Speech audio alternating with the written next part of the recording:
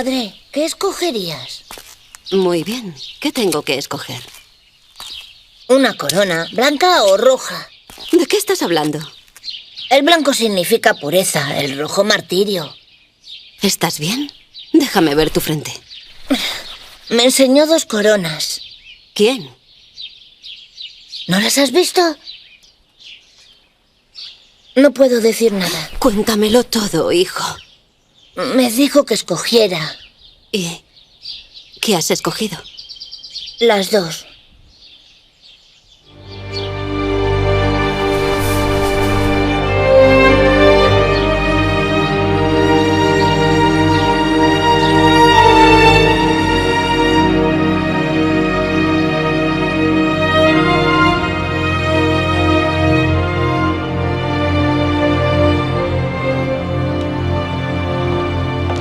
Ese mítico encuentro del pequeño Raymond Kolbe con la Inmaculada cambió su vida por completo.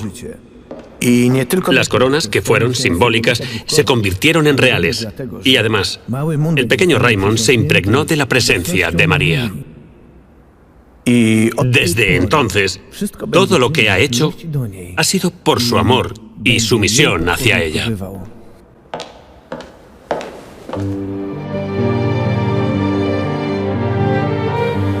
La historia de Raymond Kolbe muestra la providencia de Dios en su vida. Se hace evidente en los sucesos que experimentó y en la gente que conoció. Sus padres querían que se quedara con ellos a dirigir el taller familiar de tela. Pero Raymond tenía sus propios sueños, aunque no sería fácil cumplirlos. El padre Vladimir Jakobski lo ayudó. Financió el costoso viaje que él y su hermano emprendieron hacia Leópolis. Hasta el día de su muerte, San Maximilian recordó en sus oraciones y misas al benefactor que les proporcionó el dinero necesario para poder viajar a la localidad de Leópolis.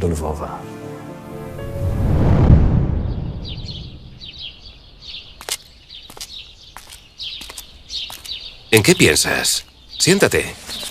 ¿Aquí está bien? ¿Te gustaría que hoy jugásemos a la moneda? La verdad es que no. Hace un buen día. Los ángeles han enviado a sus ovejas a pastar. Todo un rebaño. ¿Conoces el acertijo de las ovejas? No. ¿Te gustan los acertijos? Por supuesto. Bien. Porque eres bueno en matemáticas, ¿verdad? Demos un paseo. Mientras damos el paseo, te diré el acertijo. Un viejo pastor tuvo 3 hijos. Antes de morir dijo: soy pobre. Todo lo que tengo son estas 19 ovejas. Tú, Tomás, al ser el mayor, tomarás la mitad. Tú, Bartos, tomarás un cuarto. Y tú, Jan, por ser el menor, tomarás un quinto.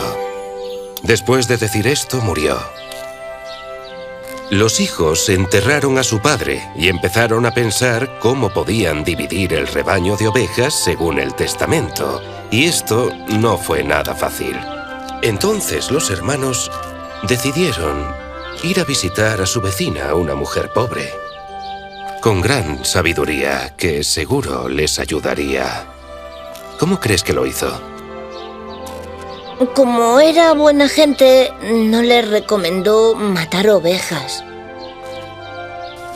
¿Eso crees?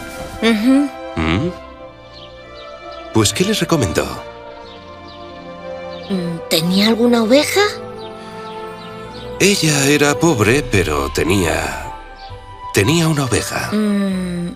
Debería dársela. ¿Por qué ella debería dársela?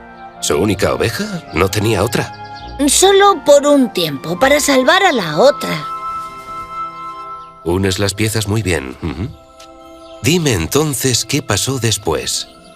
Fue bueno en lo posible. Había 20 ovejas. Tomás tomó 10, la mitad. Bien. El segundo hijo, el segundo... Bartos. El segundo, Bartos, tomó un cuarto, así que son 5 ovejas. Perfecto. El tercero, Jan, El menor tomó un quinto, 4 ovejas, sumando Sí, 19. perfecto. Bravo. Vale, ¿para qué necesitaban la otra oveja? Para poder salvar a la otra. Y así le entregaron la otra oveja a la señora. De esta forma pudieron ayudar a la señora por ser tan sabia y tan buena. Tú eres sabio y bueno también. Sentiste lástima por la oveja.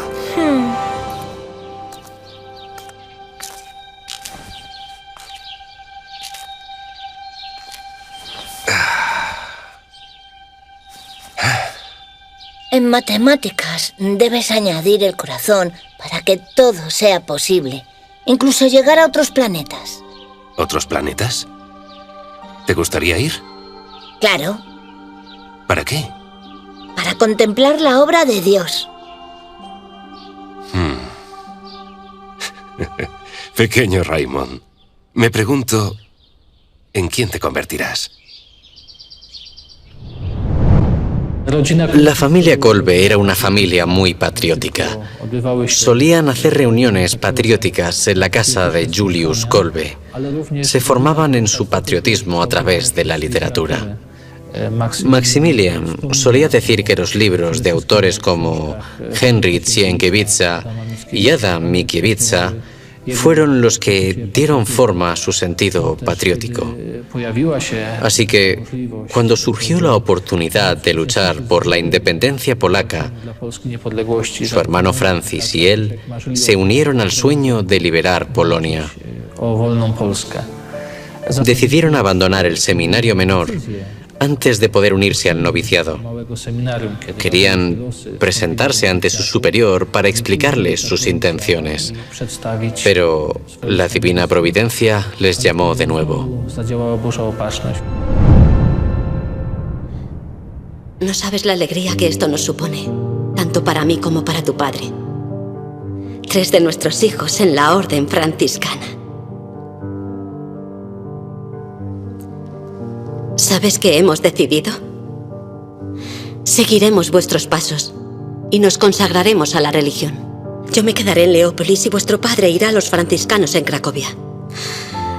Toda la familia consagrada a Dios. ¿Puedes imaginarlo?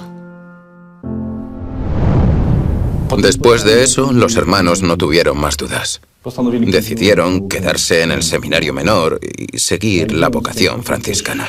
Para Maximilian, esto significaba una oportunidad para estudiar en Cracovia o en Roma. Más tarde escribió a su madre para mencionarle esta reunión. De esta forma, Dios destruyó la red de Satanás. La infección es muy grave.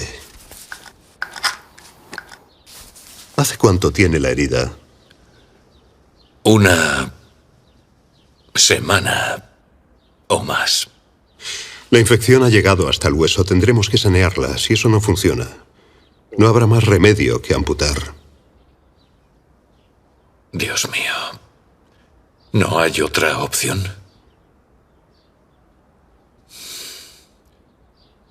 ¿Cómo voy a celebrar la Eucaristía sin un pulgar? Sería peor sin un brazo. Doctor, ¿por qué no probamos con esto? ¿Qué es? Agua de Lourdes. El rector me la dio. Me dijo que gracias a esta agua milagrosa, su pie llegó a curarse. Corría riesgo de amputación.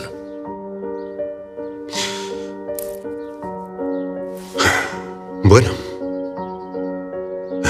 podríamos intentarlo. ¿Por qué no? Nunca está de más aferrarse a la esperanza. Necesito ver la lesión. Levántese, por favor.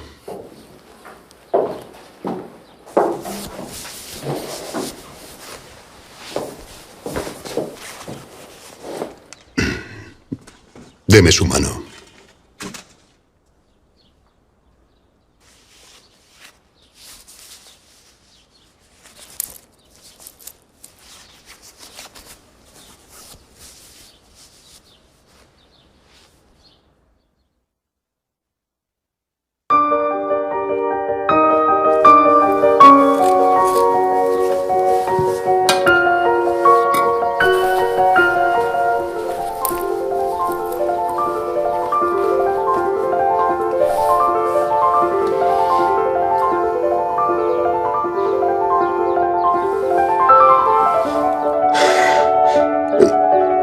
sé si es el agua de Lourdes o su fe, pero una cosa es segura.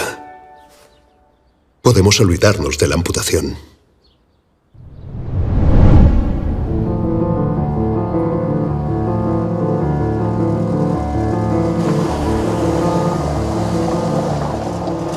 Kolbe pasaría 7 años en Roma, estudiando filosofía y teología. Vivió aquí, en Vía San Teodoro, donde aún hoy existe un monasterio franciscano. Esto es la cuna de Roma. Está situado entre el Capitolio, el Foro Romano, el Palatino y el Aventino.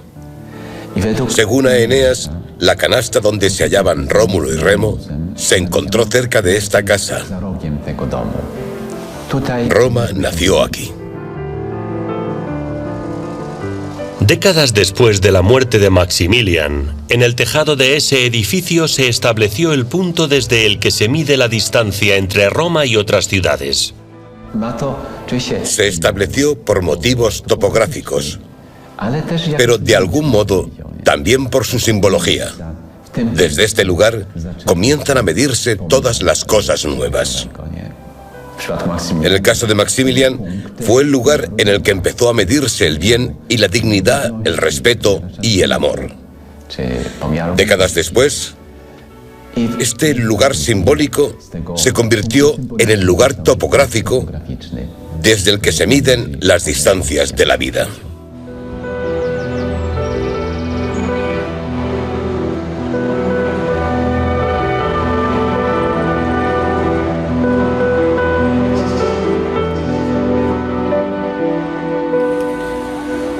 Aquí, en Roma, Maximilian Kolbe descubrió el cine. Aquí, vio sus primeras películas. Desafortunadamente, las temáticas no eran grandilocuentes y estaban sembrando descontento, especialmente entre los espectadores pertenecientes al clero. Sin embargo, Maximilian pudo ver un gran potencial en el cine, en las películas. Sabía que a través de las películas se podría evangelizar a millones de personas. Así pues, le dijo a uno de sus hermanos del convento: debemos transformar el cine. Si le damos la dirección correcta, dejará de provocar daño.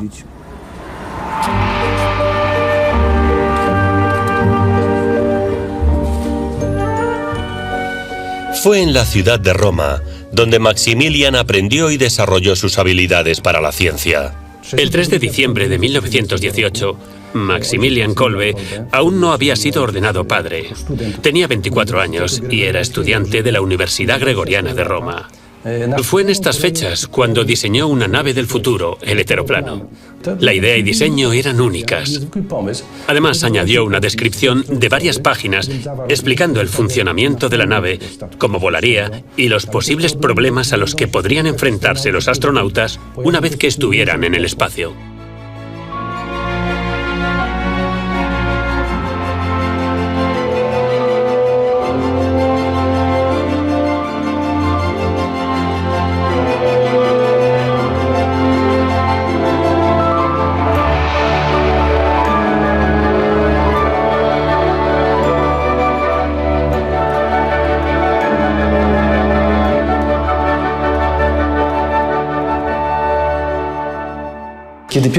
En cuanto vi los bocetos del heteroplano, recordé los primeros diseños del Apolo 11, la nave que llevó gente a la Luna y a la Estación Espacial.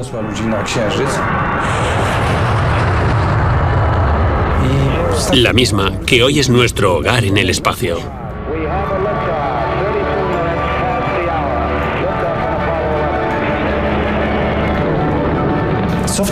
Lo que es realmente extraordinario es que Maximilian no ve límites para la mente humana. Tiene una gran fe en el poder del intelecto humano.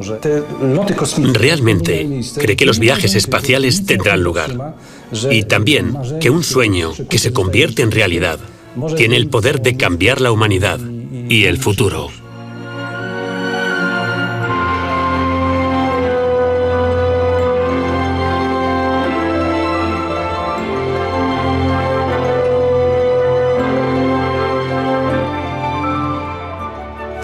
Los dibujos de Maximilian no son el trabajo de un ingeniero, son el trabajo de un visionario, pero no son fantasías. Él puede dibujar bocetos de cómo van a funcionar las cosas. Kolbe dice que él no sabe cómo solucionar el hecho de que los astronautas tengan que llevar comida para un viaje tan largo, pero está seguro de que tiene solución.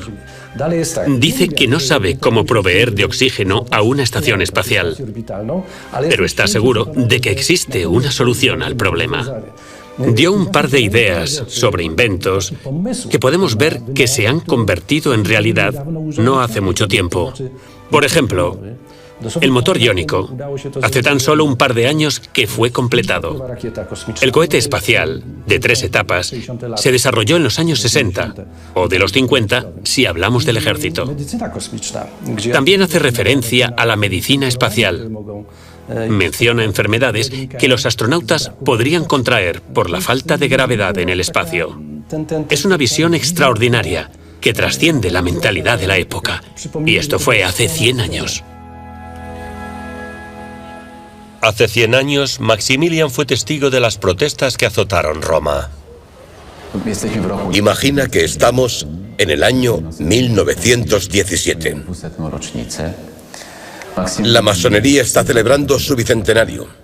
Maximilian está en la plaza de San Pedro y es testigo de una gran concentración organizada por los masones.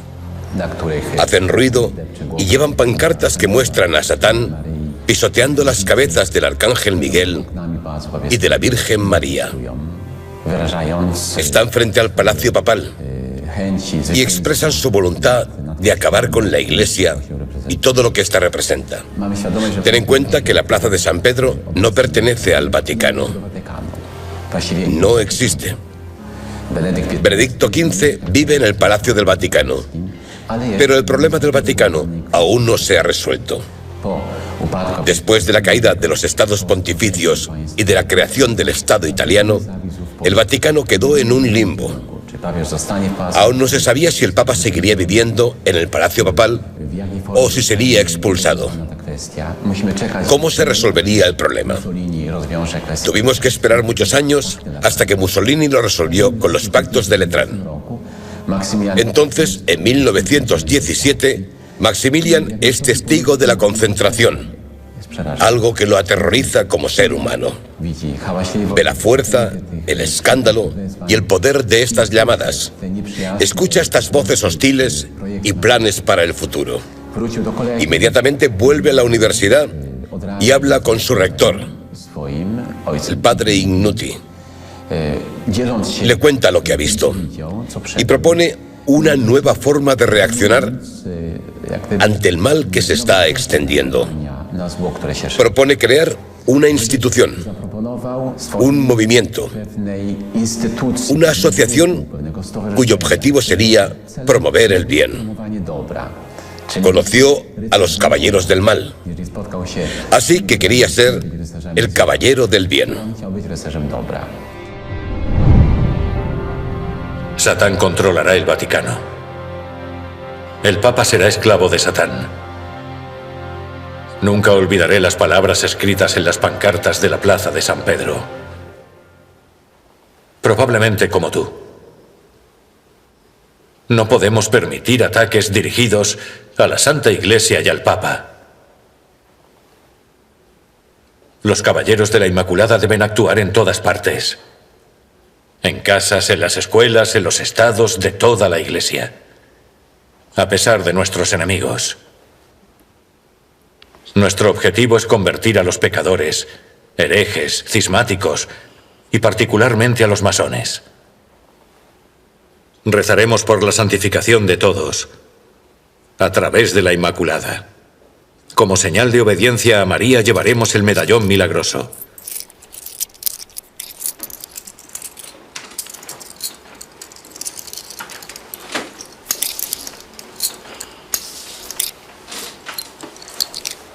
Al menos una vez al día dirigiremos una oración a María.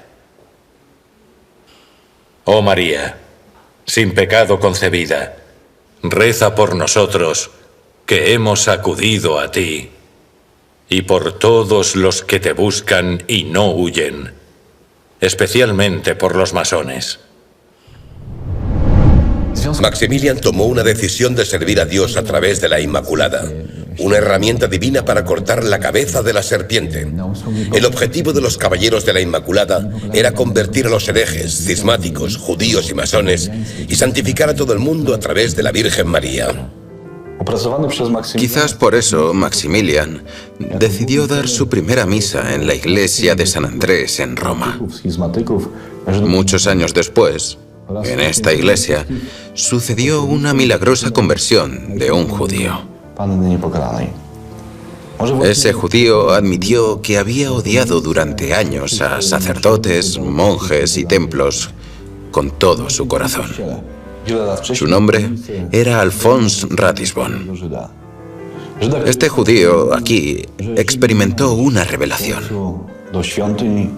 Vio a la Madre María tal y como se la representaba en el medallón sagrado. La Virgen María le extendió su mano y él sintió que no podía seguir resistiéndose. Él vio y creyó, y se arrodilló en presencia de la Virgen María. 76 años después, en el mismo lugar, en el mismo altar, Maximilian dio su primera misa. Maksymilian odprawił swoją mszę świętą prymicyjną.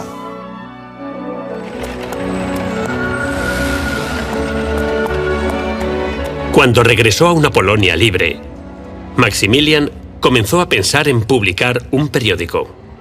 Todo va a suceder aquí, en el monasterio franciscano de Cracovia.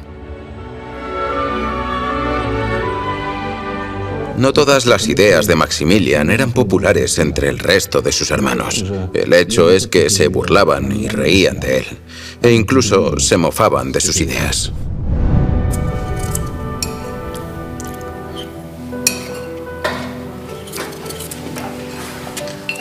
El loco Max. ¿Has oído su última idea? No. No ha conseguido convencernos para viajar a la Luna. No queríamos recordar el pasado tampoco. Así que ahora... espera que publiquemos un periódico. Pues coge una bici y ve a venderlos en el pueblo. Gracias.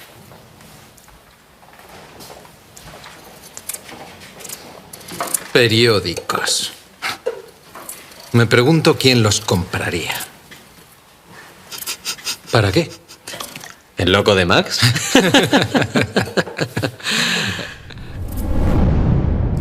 Para el padre Maximilian, uno de los objetivos fue que los caballeros tuvieran su propio periódico. Con gran esfuerzo, hizo todo cuanto estuvo en su mano para hacerlo posible. Como asociado, escogió al padre Venanti Katarzyniec, un antiguo amigo de sus estudios. Desafortunadamente, el señor se lo llevó prematuramente. Maximilian siguió creyendo en la promesa de Venanti, seguro de que lo seguiría apoyando desde el cielo. Padre, el número de miembros de nuestra asociación ha aumentado considerablemente. Queremos seguir en aumento. Nos gustaría poder difundir noticias entre nuestros seguidores acerca de nuestras actividades, pero solos no podemos. Necesitamos su ayuda para poder publicar un periódico mensual. No tenemos una imprenta, pero hemos considerado buscar una que nos ayude a publicarlo. ¿Cómo vas a conseguir el dinero para llevar esto a cabo? El monasterio no dispone de recursos para ese tipo de proyectos y no puedes involucrarte en nada que pueda causarnos más gastos. Encontraremos el dinero.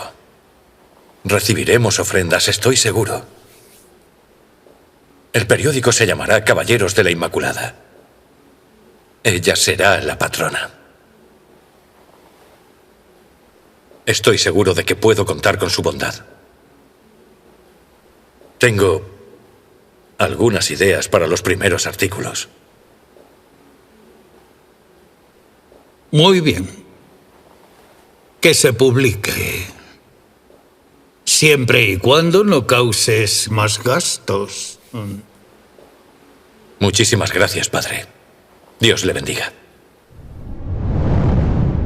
Publicar la primera edición del periódico fue un gran reto, sobre todo por las finanzas.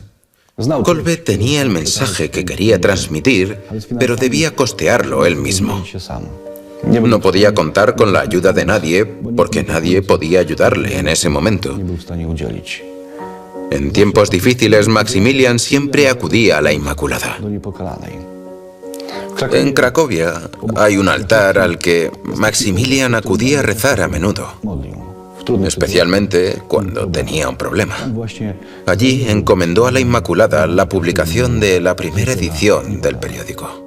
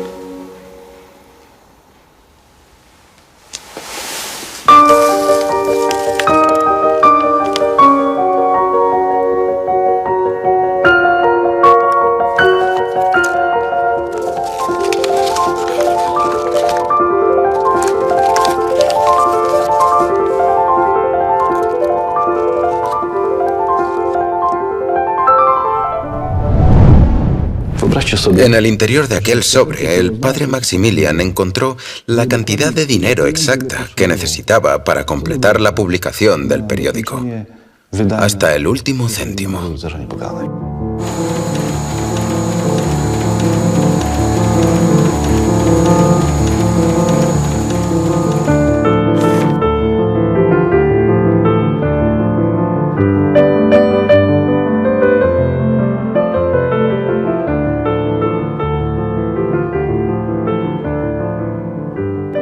Cuando pensamos en un periódico, imaginamos el personal de una editorial. Hay muchas personas trabajando para conseguir el contenido necesario. Al principio no había personal. La única persona responsable de todo era Maximilian. Escribió los artículos y buscaba las ideas que mejor pudieran llegar al corazón de sus lectores. Consiguió entregar El Caballero listo para publicarse. Cuando el periódico llegó a Grodno, ya habían conseguido un pequeño grupo editorial.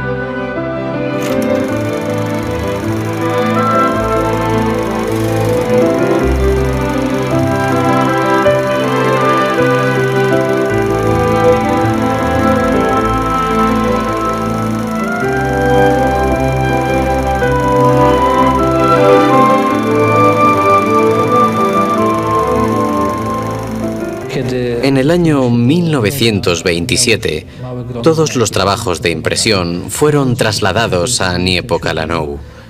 En esa época ya existía un movimiento de apoyo firme hacia el padre Maximilian y hacia el trabajo que él desarrollaba.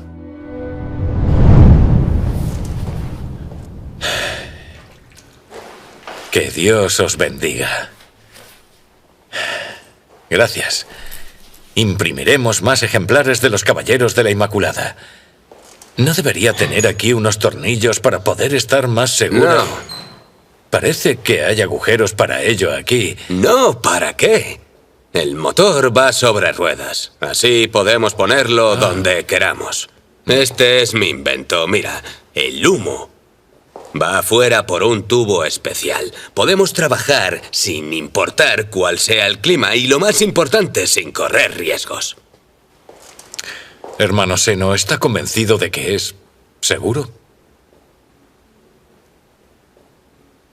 Sí. Salgamos. Espera.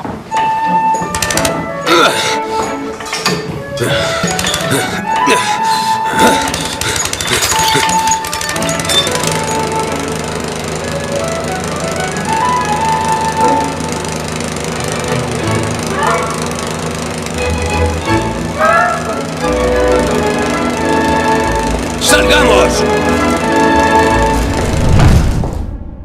Maximilian no solo quería que sus lectores pudiesen recibir conocimiento teológico, también espiritual y religioso. Además, quería que sus lectores pudiesen desarrollarse intelectualmente. En el periódico había secciones con abundancia de datos científicos muy interesantes. Había una sección que se llamaba Pequeñas Chispas. Esta contenía información que todavía hoy se puede leer con gran interés. Maximilian usaba un lenguaje simple y normalmente trataba de contar sus experiencias personales. Escribía sobre personas que él mismo había conocido, representantes de varias denominaciones y profesionales. Contaba la vida cotidiana de todos ellos. Gracias a esto, los lectores encontraban el contenido fácil de comprender y a su vez convincente. Con el paso de los meses, la circulación se hizo mayor. En la mente de Kolbe empezó a formarse una idea. Quería fundar un nuevo monasterio que a su vez fuera también una editorial. En 1927, el padre Maximilian supo de una propiedad cerca de Varsovia, en Teresín, que pertenecía al príncipe John Ducre Lupecki. El príncipe cedió parte de su tierra para la creación de un nuevo monasterio llamado Niepokalanów.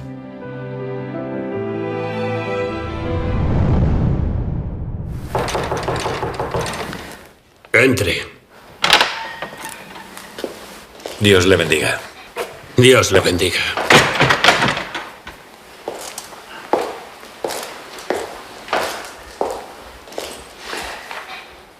Soy Maximilian Kolbe, de Teresín.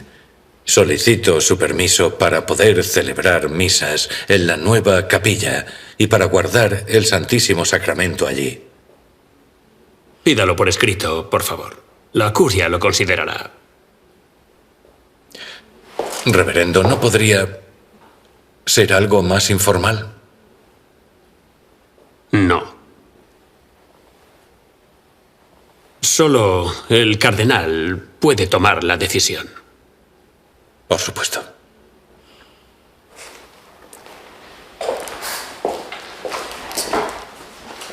En ese caso, solicito audiencia con el cardenal. ¿Quiere visitar al cardenal con ese hábito? ¿En esos zapatos? Señor, tenga piedad. Sí, reverendo. Informaré al cardenal de que vengo de una construcción. Creo que su eminencia lo entenderá perfectamente.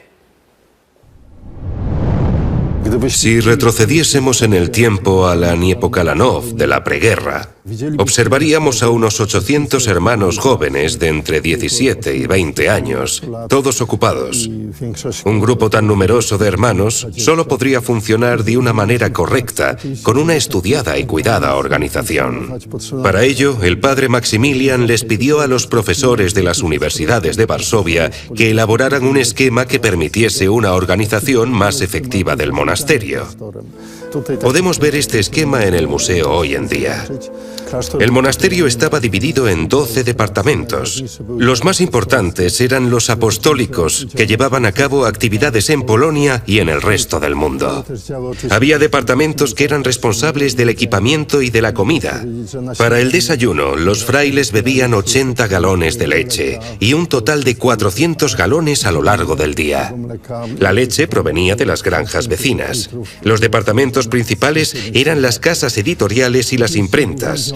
También había un departamento de seguridad y una brigada de incendios, ya que había mucho papel en la casa editorial y el riesgo de incendio era alto. Por eso, en 1930, los frailes tomaron la iniciativa y formaron un departamento contra incendios que más tarde ofrecería sus servicios a los locales que lo necesitaban.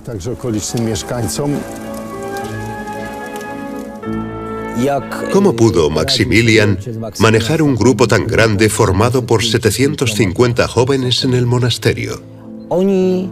Se cuidaban entre ellos porque tenían un objetivo en común. Al mismo tiempo, todos debían controlarse. Eso no significa que no había reglas, pero todos querían dar lo mejor de sí para Dios, la comunidad y el monasterio. Sabían que uno hace el bien a través de tomar responsabilidad. Si alguno no se integraba, para no perjudicar ni Niepokalanów, no se contaba con él al día siguiente. Los hermanos lo despertaban, le daban un billete de vuelta y una disculpa personal en nombre de la Inmaculada y de Maximilian. La Inmaculada te lo agradece. Todavía puedes hacer el bien en el mundo. El objetivo no era anular a la persona, sino decirle que sus habilidades no eran útiles en Niepokalanów.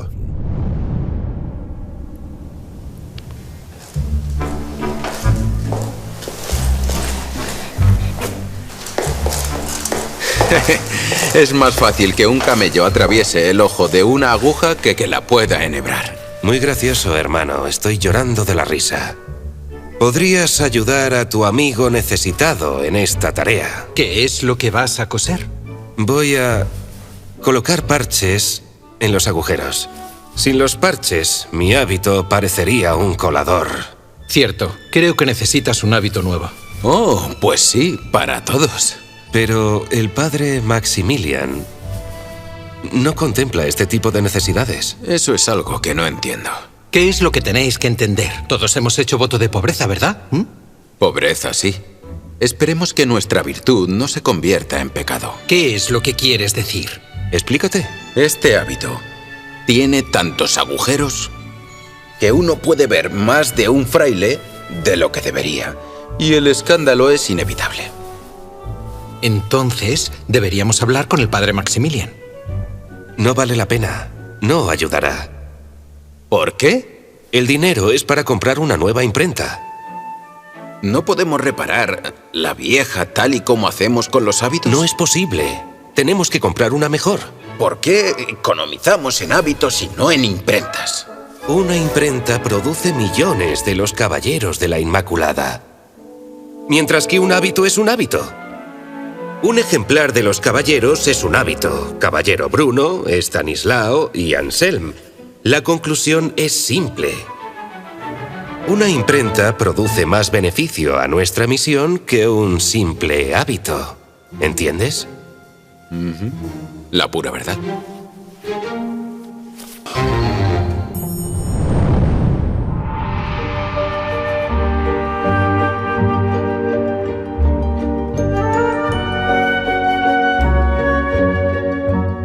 En Niepokalanów se vive el espíritu del monasterio de la Inmaculada y es único, os lo aseguro. A veces me pregunto, ¿qué es este espíritu? Es el espíritu franciscano. La paciencia que le falta a tantos hoy en día puede aprenderse en el monasterio. La paciencia ha permanecido aquí. Maximilian edificó este espíritu pacientemente, día tras día, mediante el trabajo, la puntualidad y también unas reglas inapelables. No era una persona habladora. Tampoco tenía el don de la palabra, debido a problemas de salud. Pero gracias a su calma, su habilidad para escuchar, para hacer las preguntas apropiadas, fomentando la reflexión y el pensamiento, y su capacidad dialéctica ante cualquier discusión, se veía dotado de un gran poder de convicción que conseguía que este espíritu cautivara con delicadeza a las personas con las que Kolbe dialogaba o discutía. Maximilian Kolbe tenía el don de la empatía para con todos sus semejantes. En aquel tiempo, aquí en Niepokalanów, solo había barracones de madera. Ahora es muy diferente. El monasterio de Niepokalanów se ve moderno.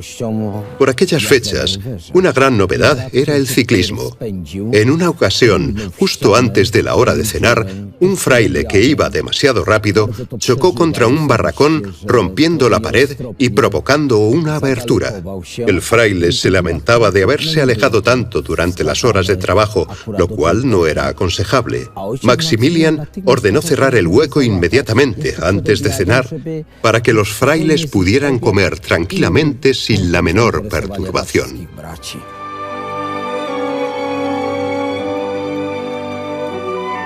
El padre Maximilian pertenecía a la orden franciscana. San Francisco escribió un mandamiento en su ley monástica que mandaba predicar el Evangelio a quienes no habían escuchado hablar de Jesucristo. Maximilian llevó a cabo esta ley franciscana. Lo expuso de una manera clara y sencilla. Quería ganar el mundo para la Inmaculada. Y el mundo entero incluía también a aquellos que aún no habían oído ni sentido el amor de Cristo ni de la Inmaculada.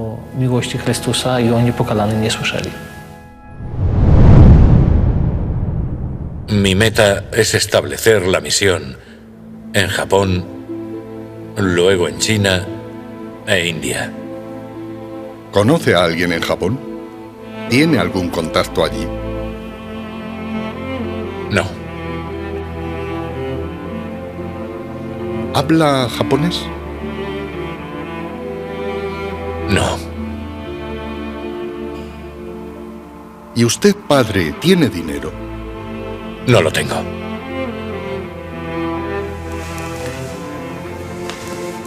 Venerables padres, lo único que les puedo asegurar hoy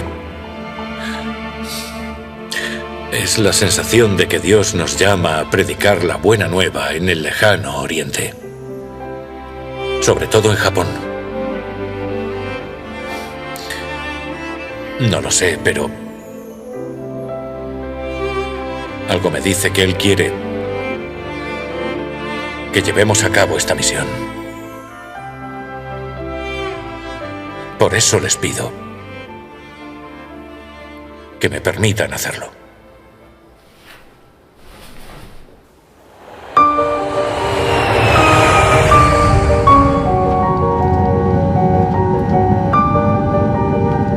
Hoy en día existen vuelos directos a Japón desde Varsovia. Un viaje a Tokio dura aproximadamente 9 horas. El padre Maximilian debió dedicar 2 meses para llegar a Asia.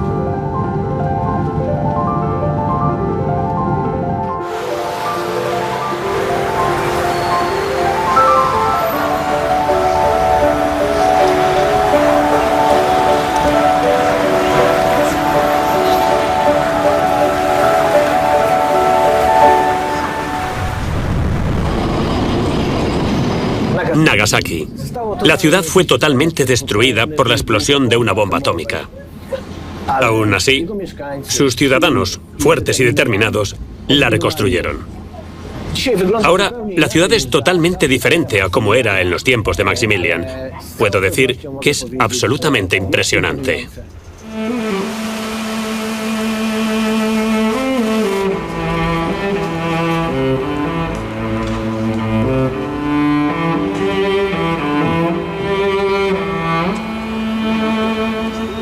Una alfombra roja en Nagasaki. ¿A dónde conduce? Al Museo San Maximilian Kolbe. ¿Dónde está ubicado? En la primera casa donde vivió Maximilian cuando llegó a Nagasaki. Aquí hay un elemento polaco, una bandera blanca y roja. El museo fue fundado por un japonés nativo.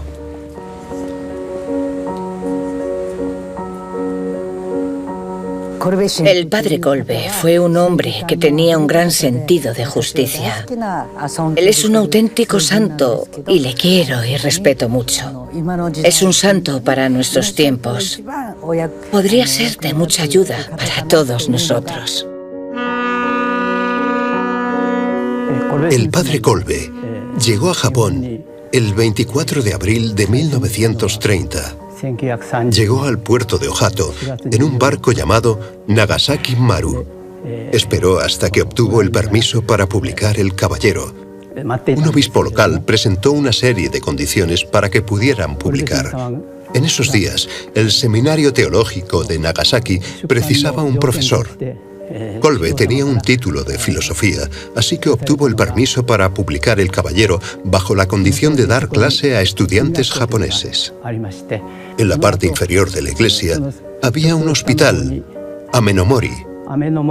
Aquí Kolbe alquiló una habitación y empezó a imprimir. El padre Kolbe fue a Nagasaki con el hermano Zeno y otros 3 frailes. No tenían nada de dinero y vivían en condiciones muy pobres. Su objetivo era publicar la primera edición de El Caballero en un mes. Los hermanos no creían que fuera a lograrlo. El padre Kolbe era una persona que ayudaba, pero debían obedecer a Kolbe. A pesar de todos los problemas que ocurrieron, El Caballero fue publicado después de 30 días de trabajo. Trabajaban de sol a sol. En los días más cálidos, sudaban tanto que la sal de su sudor caía a sus pies. Con el paso de muchos años, nos dijeron cuánto habían sufrido. Las nuevas condiciones climáticas eran difíciles de soportar. Era difícil comunicarse y adaptarse a las costumbres de un país tan exótico.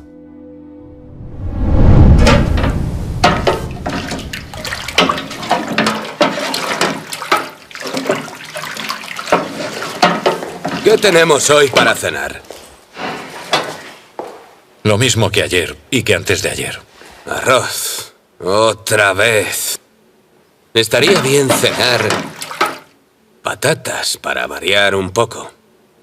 Las patatas son mucho más caras que las naranjas en Polonia. Los japoneses saben lo que es bueno. Así que no vamos a comer patatas. ¿Porque son buenas? No, caras. Por favor, deja ya de quejarte todo el tiempo. Hermano, por no comer patatas. Yo no me Ya estoy está bien. quejando de nada. Solo echo de menos algunos sabores de casa. Te prometo que las serviremos en Navidad. En Navidad. Cuando esté a cargo de la cocina, no habrá que esperar a Navidad para comerlas. Me pregunto cómo lo harás. Sin más. Nuestro Señor convirtió el agua en vino. Ah, ¿así que quieres convertir el arroz en patatas? Con la ayuda de Dios.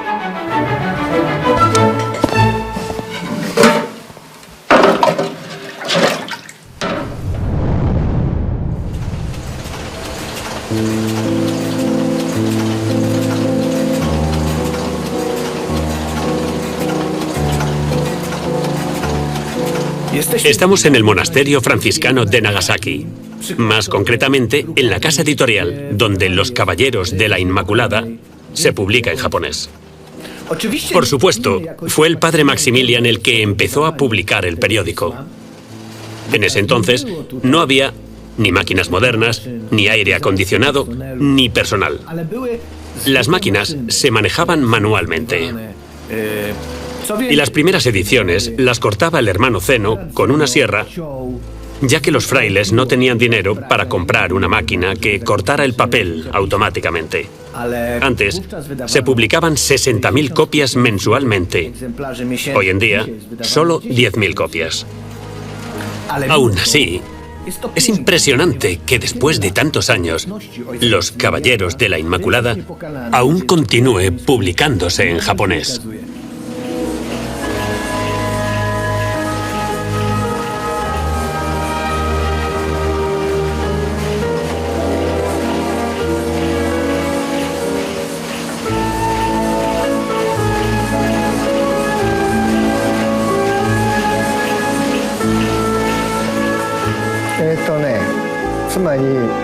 Los primeros meses en Japón fueron muy complicados, pero las dificultades nunca desanimaron a Kolbe. Él siempre las ignoraba. El Caballero fue publicado, en japonés, por supuesto. Por aquel entonces, no era una manera fácil de evangelizar ni de hacer el trabajo de un misionero. El contrato de alquiler de la habitación del hospital era válido solo por un año. Después, deberían encontrar un lugar nuevo para construir un monasterio. Así que el hermano Seno empezó a buscar el lugar adecuado. A los frailes les ofrecieron un lugar de Urakami en el centro de Nagasaki, donde los católicos vivían. Pero cuando Kolbe vio aquel lugar, se negó a construir allí el monasterio. Dijo, pronto, una bola de fuego caerá aquí y destruirá todo. Eligieron otro lugar en las afueras de la ciudad. Anteriormente, había sido el lugar de ejecución de los cristianos que querían esconderse y allí yacían sus cuerpos enterrados. El padre Kolbe compró esta tierra por 1 yen cada tsubo, es decir, 38 pies cuadrados. El área total de tierra comprada fue de 7.000 subos. Una vez, la colina estuvo cubierta de matorrales.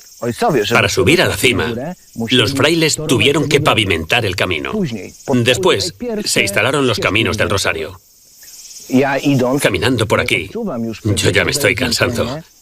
Me pregunto cómo Kolbe, con un solo pulmón y el otro defectuoso, se las arreglaba para llegar a la cima todos los días.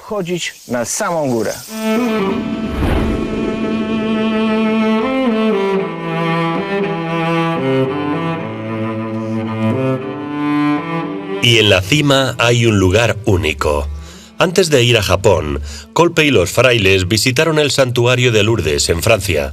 Cuando llegaron a Asia, se inspiró en ese santuario para crear un lugar donde poder adorar la estatua de la Virgen María.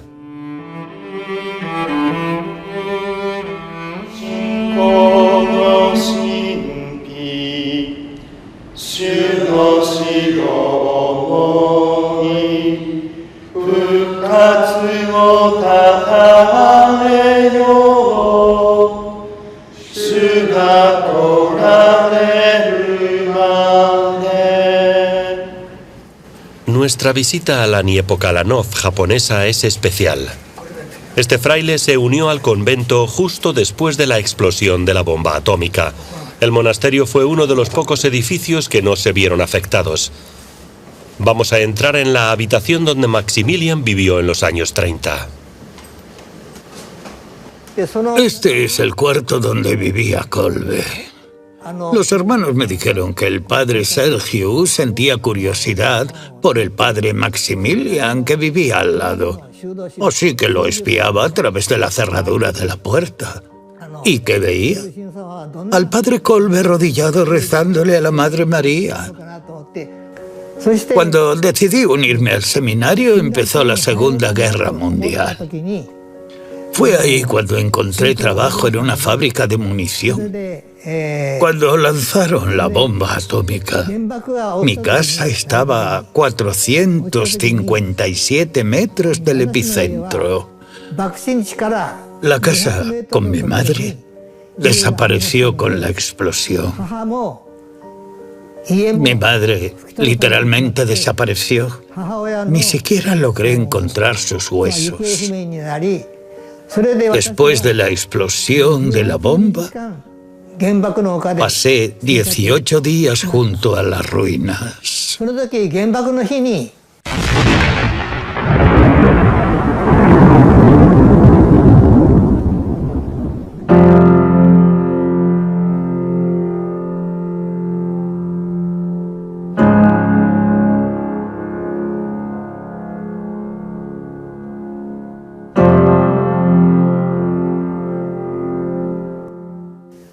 Aún recuerdo la onda que lo destrozó todo. ¿Qué sentí yo, un chico de tan solo 17 años? Primero, no era capaz de ayudar a la gente que rogaba ayuda. Él jamás huía. Él siempre perdonaba. Perdonar es lo más difícil. Cuando cayó la bomba, yo me comporté de una manera totalmente opuesta. Intenté escapar, no ayudé a nadie y no podía perdonar. Estaba seguro de que nadie podría hacer otra cosa, pero hubo alguien que sí que pudo, el padre Kolbe. 9 de agosto. En Polonia estamos en mitad de las vacaciones. Es un día especial en Japón, para muchas generaciones. En un parque en el corazón de Nagasaki, justo en el epicentro de la explosión, se celebra una ceremonia en conmemoración de ese día de 1945.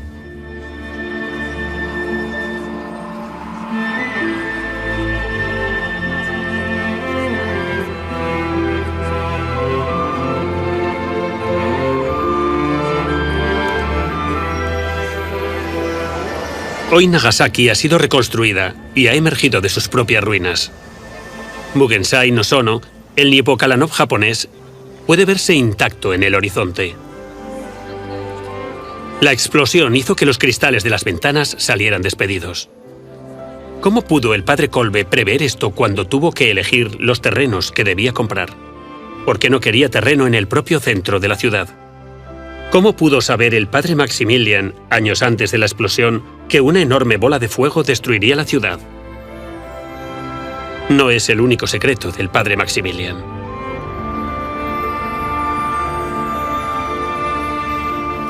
Toda su vida, de principio a fin, él peleó contra los límites. El neologismo puede sonar gracioso. Quiero decir, fue más allá de los límites dentro de una cierta aceptabilidad. Estaba relacionado con sus estudios. Fundó los Caballeros de la Inmaculada como oposición a la masonería que quería acabar de una vez por todas con el bien. Pues Maximilian va más allá de todo eso. Después está el hecho de que fundó un periódico. Siempre va más allá de las posibilidades típicas o naturales. Para predicar el Evangelio, utilizó la prensa. Luego pensó en la radio y más tarde en la televisión. También fue misionero y decidió transmitir su mensaje fuera de las fronteras de su país. Finalmente, lo que creo que fue la cumbre de su devoción fue ir más allá de los límites de la aceptación de Auschwitz. Fue más allá de los límites de la aceptación del mal. Quiero que seáis santos. De verdad. Pero no santos normales. Quiero que seáis grandes santos. Pero, ¿cómo conseguirlo? ¿Cómo convertirse en santo?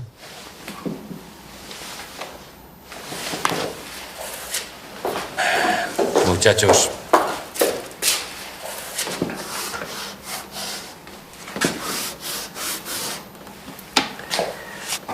la minúscula es nuestra voluntad humana, tuya, tuya, tuya y mía. Y la mayúscula es la voluntad de Dios. Si la minúscula y la mayúscula se enfrentan, aparece el mal. No queda lugar para lo sagrado, pero si lo tratamos de forma justa y nuestra voluntad humana obedece la voluntad de Dios, lo sagrado es posible. ¿Qué quiere Dios de nosotros? Muchachos, quiere que seamos santos. Si queremos lo mismo, seremos santos. Seguid riéndoos de mí. Regresar de Japón para convertirse en guardián del monasterio de Niepokalanov supuso un gran reto. Mantener a unos cuantos cientos de jóvenes organizados y cuidar su pureza espiritual no era fácil. El padre Kolbe pasaba horas conversando con ellos y además discretamente los controlaba.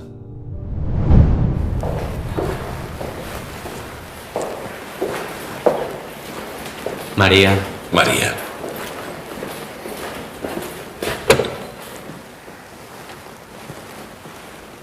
María. María. Buenas noches.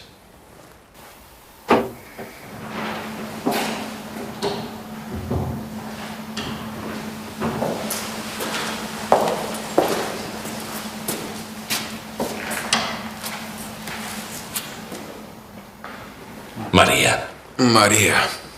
Buenas noches.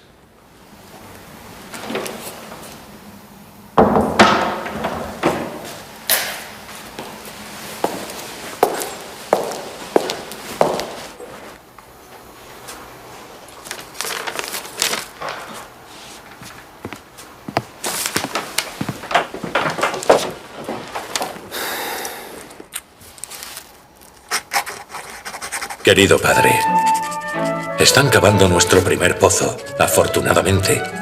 Hasta ahora nuestros frailes han tenido que bajar a la fuente pública y buscar agua junto a mujeres que caminan semidesnudas.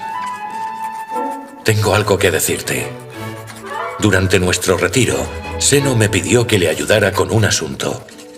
En un cuarto de invitados en el convento de las Hermanas de María en Selasna, vio un álbum de fotografías o ilustraciones. Había una foto de una mujer que no llevaba mucha ropa o que no llevaba nada. ¿Qué podemos hacer al respecto?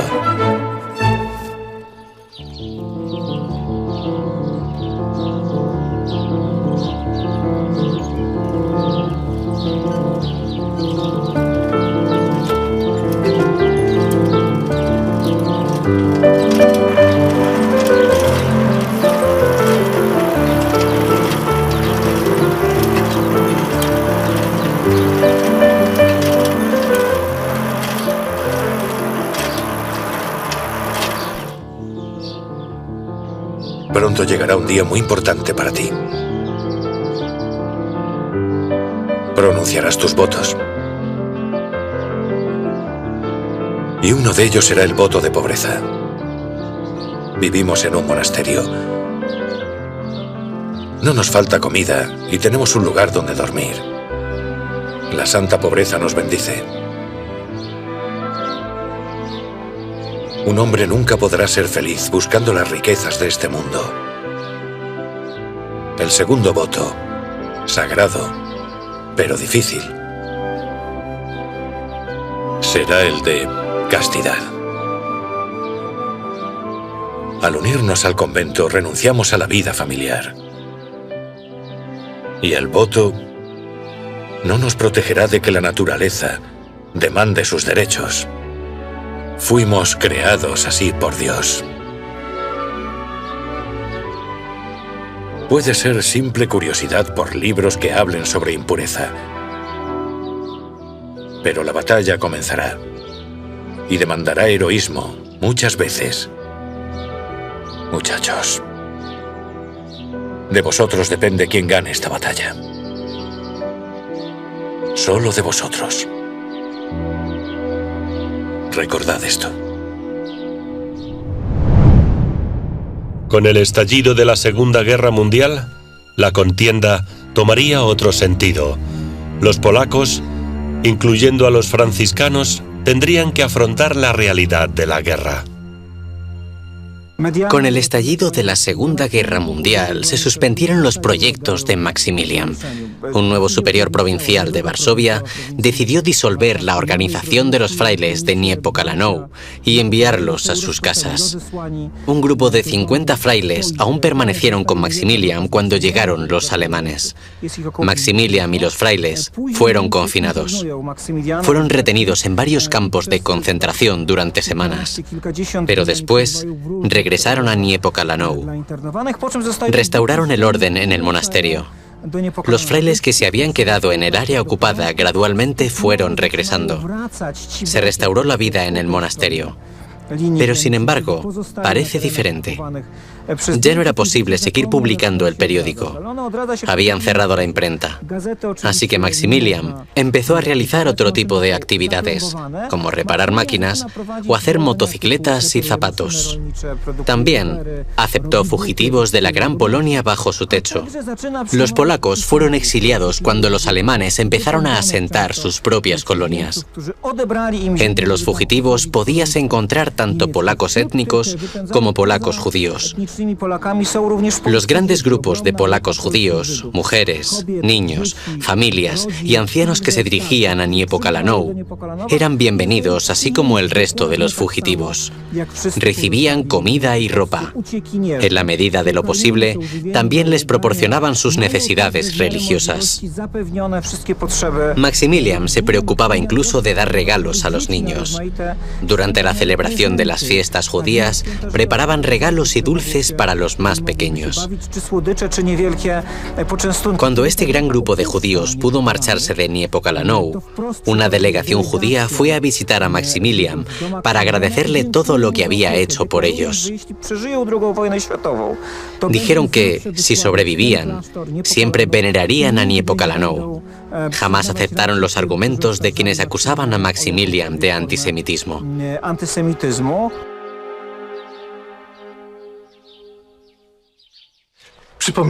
Recordad que en 1917, en Roma, el padre Maximilian Kolbe, junto a sus amigos, fundaron una organización internacional llamada los Caballeros de la Inmaculada. 2 años después, la trasladó aquí, a Polonia.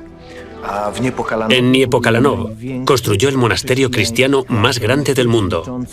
Contaba con 760 monjes, incluyendo 13 sacerdotes. El resto eran hermanos que trabajaban, oraban y dedicaban sus vidas a glorificar a la Inmaculada. Maximilian también llevó a cabo algunas publicaciones. Importaba las máquinas más innovadoras de Alemania, hechas a medida. Su meta era evangelizar a través del periódico. Llegó a poner en circulación 135.000 copias diarias durante la semana y 225.000 los fines de semana. La circulación mensual de la revista llegaba al 1.000.000 de copias.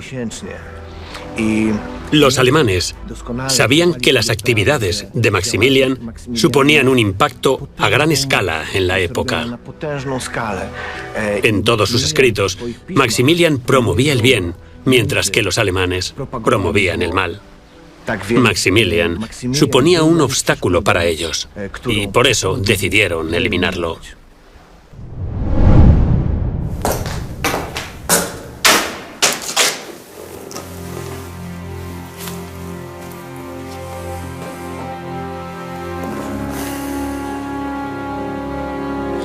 ¿Has hecho voto de pobreza? ¿De dónde sacaste el dinero para el periódico?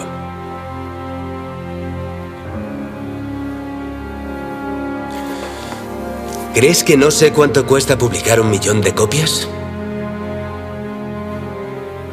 ¿Entiendes lo que te estoy diciendo? ¿De dónde sacaste el dinero?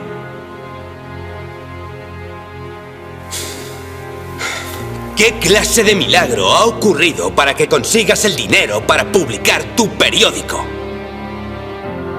Te has respondido tú mismo. Gracias a un milagro. Y con el cuidado de Santa María.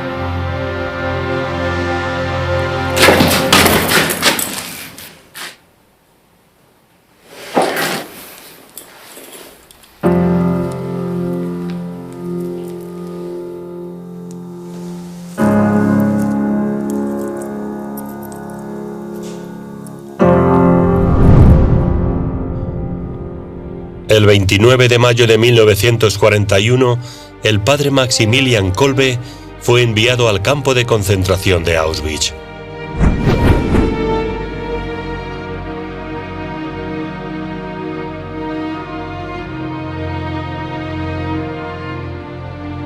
Al llegar, los prisioneros se encontraban con el director del campo y funcionario de la Schutzstaffel, Karl Fritz. Este recitaba una fórmula. No habéis venido a un resort alemán, sino a un campo de trabajo alemán. La única salida es a través de la chimenea. Los judíos pueden vivir aquí durante 2 semanas. Los sacerdotes durante 1 mes. El resto durante 3 meses. Si no os gusta, podéis ir a la valla eléctrica ahora mismo.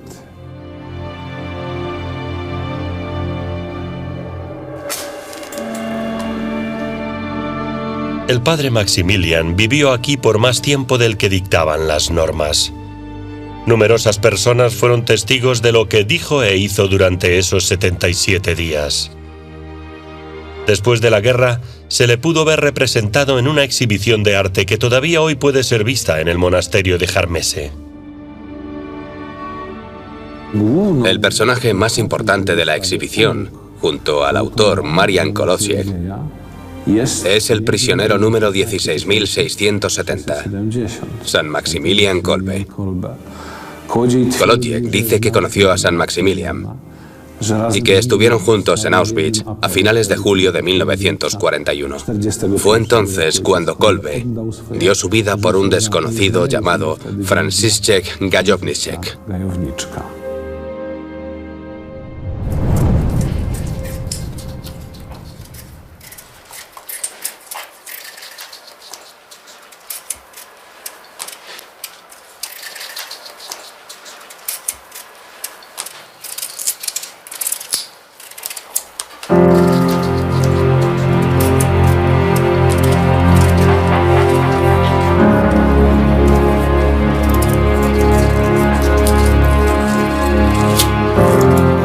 Te daré la absolución.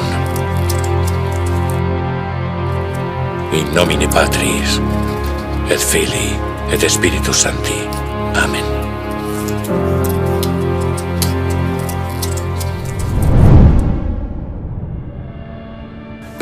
Un hermoso testimonio lo proporcionó Tadeusz Pietrzykowski, prisionero número 77. Era boxeador polaco de la preguerra, un campeón polaco. Los alemanes apreciaban el poder, así que incluso allí, Pietrzykowski tenía ciertos privilegios. Dice que un día vio como un capataz le daba una paliza de muerte a un prisionero. Con el permiso de los oficiales, le ofreció un intercambio al capataz para salvar así al prisionero que estaba siendo golpeado. Imaginen su sorpresa cuando el prisionero levantó la mano para decir: «No lo golpeéis, no le hagáis daño». Como se descubrió más tarde, resultó ser el padre Maximilian Kolbe. Este hecho sorprendió tantísimo a Pietrzykowski que quiso saber quién era ese prisionero. Empezó a llevarle rebanadas de pan a Maximilian, que había ganado peleando. Dice que Maximilian nunca se comió el pan. Siempre se lo daba a los más necesitados.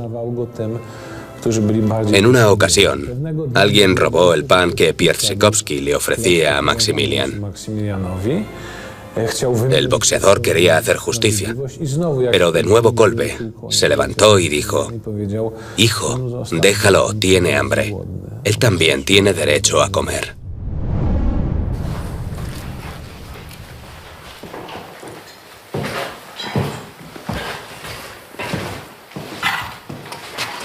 Padre, ¿un poco de té? Gracias.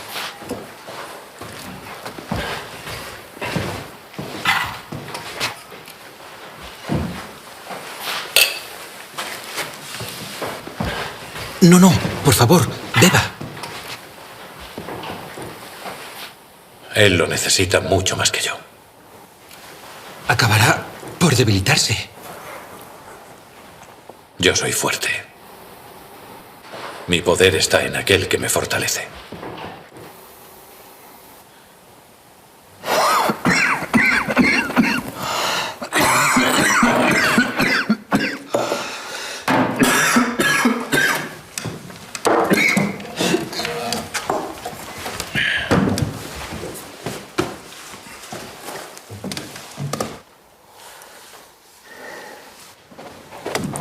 Un poco de té.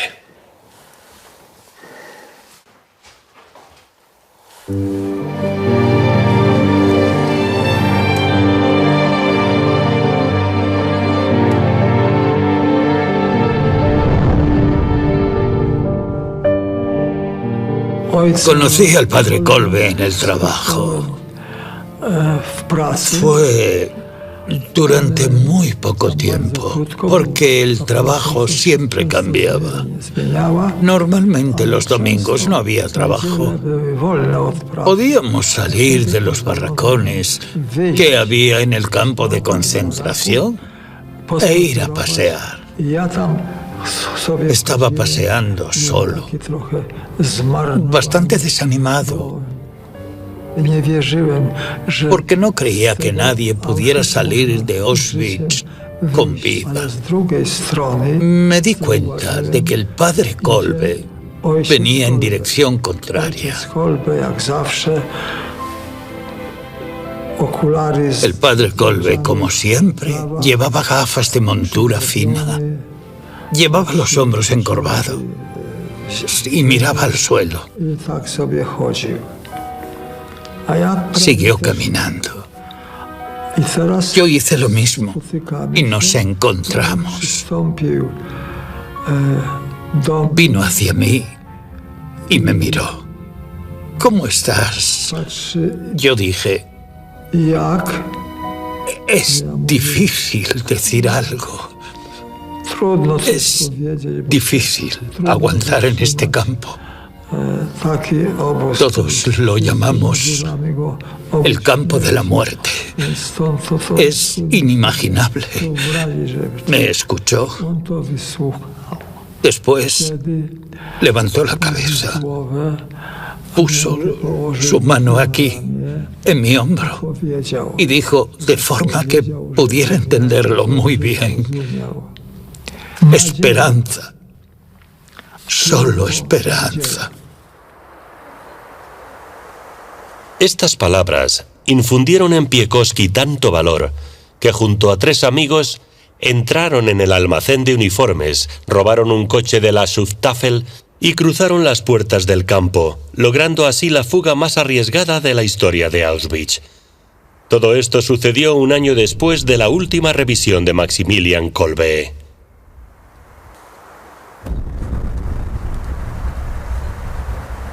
Según me dijo un exprisionero, al pasar lista, donde las personas son seleccionadas para morir, todos permanecían completamente inmóviles, petrificados y pensando: por favor, yo no. Dios, yo no. Fue a finales de julio de 1941. No se conoce la fecha exacta. Del bloque 14A, donde estaba el padre Kolbe, un prisionero escapó. El procedimiento siempre era el mismo. El bloque completo, del cual un prisionero escapaba, permanecía en la plaza, donde se pasaba lista hasta que el prisionero apareciera. En el caso de que el prisionero no fuese encontrado, se presentaba el funcionario de la Schutzstaffel, Karl Fritz. Este era conocido por su extrema crueldad. Fritz caminaba a lo largo de las filas y contaba. Dejaba que el miedo creciera y lentamente decía: tú, tú, tú y tú. Elegía a 10 prisioneros para que murieran de hambre en el búnker del bloque 11. El último prisionero que fue elegido para sufrir tal muerte fue el prisionero número 5659, Franciszek Gajowniczek, un sargento del régimen de infantería 36 en Varsovia. Empezó a llorar. Tenía esposa e hijos y quería vivir. Entonces algo extraño sucedió. Algo realmente extraño. Primero, un prisionero se salió de la fila sin que se lo pidieran. Caminó en dirección al comandante. Nadie sabe por qué. Debieron haberle disparado tras haber dado 2 pasos. Ese era el procedimiento habitual. Nadie dispara. Después Fritz comenzó a hablar con él. Él que siempre trataba a los prisioneros como objetos. ¿Quién es ese cerdo polaco? ¿Qué es lo que quieres? Cuando escuchó que Kolbe quería dar su vida por la de ese prisionero, preguntó: ¿Quién eres, señor? ¿Señor? ¿A un prisionero? Y accedió al intercambio, pero no tenía por qué hacerlo. Era el maestro de la vida y de la muerte. Accedió a que Kolbe reemplazara a Franciszek Gajowniczek en la celda destinada a su muerte. ¿Qué significa esto? Por primera vez en la historia, un prisionero cambió la decisión de un comandante.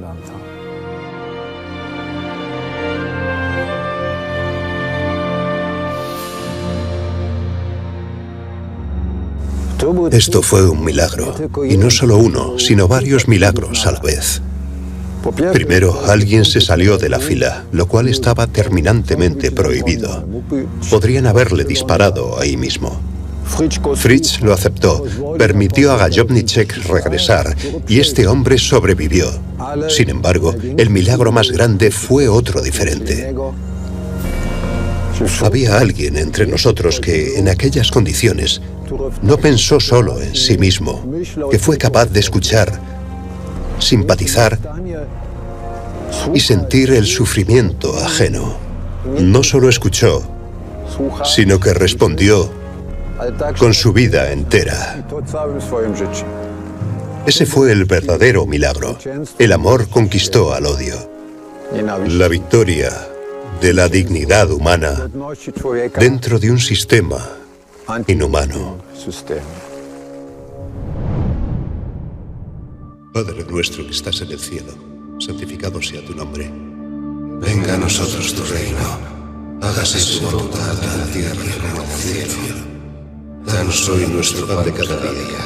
Perdona nuestras ofensas como también nosotros perdonamos a los que nos ofenden. Y no nos dejes caer en la tentación. Y líbranos del mal. Dios te salve María, llena de gracia.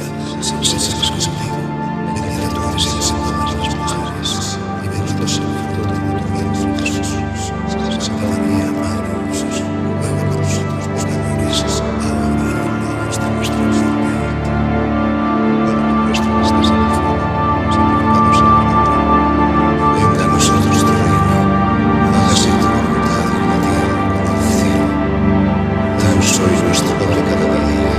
Perdona nuestras ofensas, como también nosotros perdonamos a los que nos ofenden. No nos dejes caer en la tentación, y líbranos del mal. Dios te salve María, llena eres de gracia.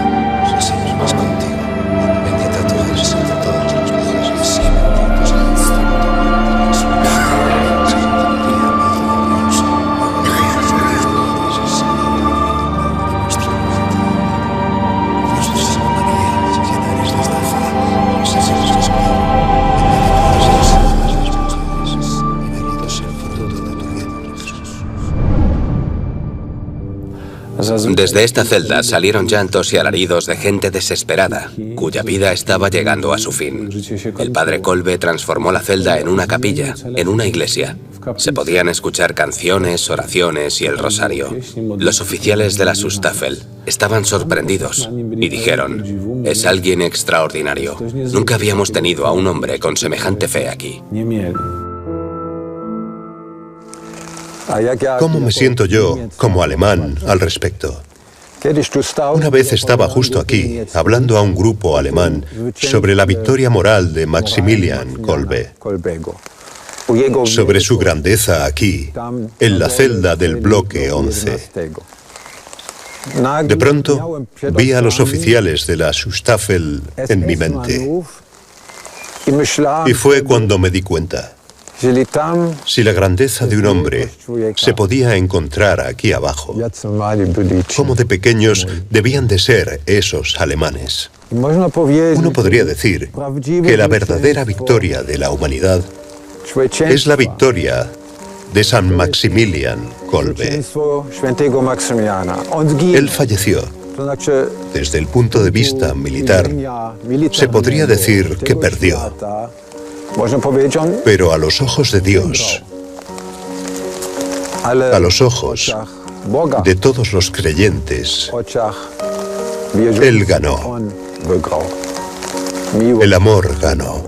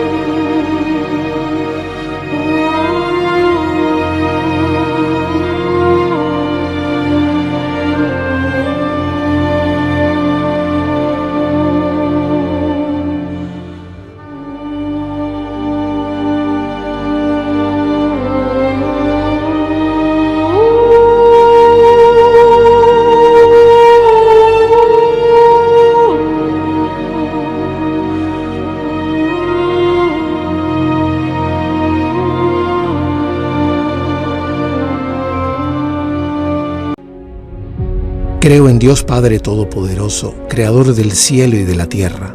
Creo en Jesucristo, su único Hijo, nuestro Señor, que fue concebido por obra y gracia del Espíritu Santo.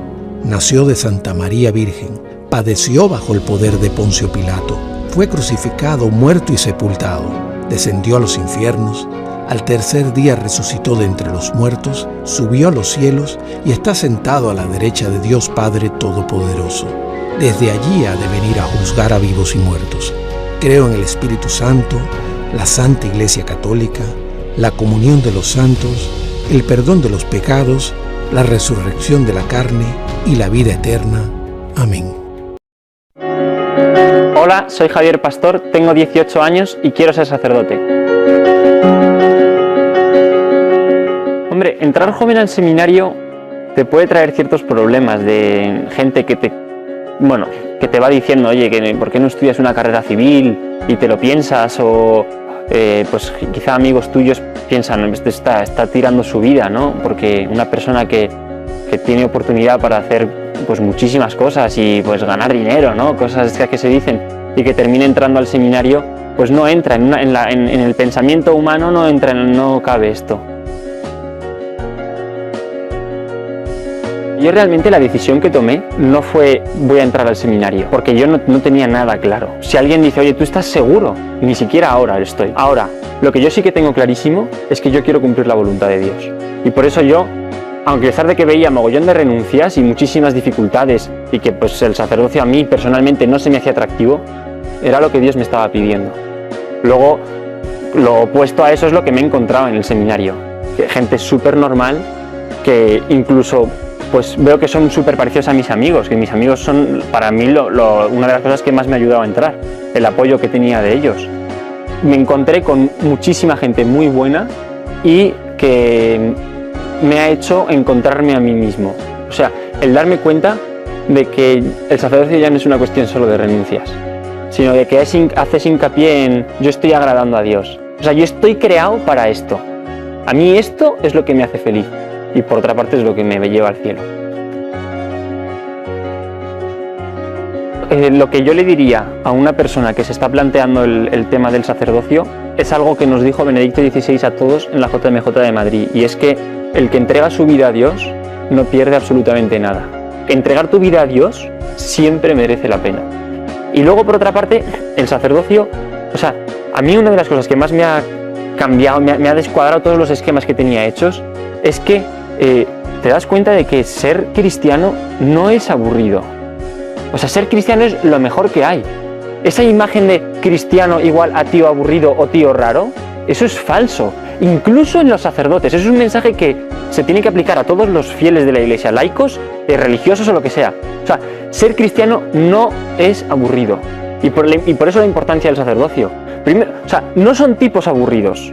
Son tipos muy alegres, y que además te atraen a ti la mayor alegría que puedes tener, que es Jesucristo.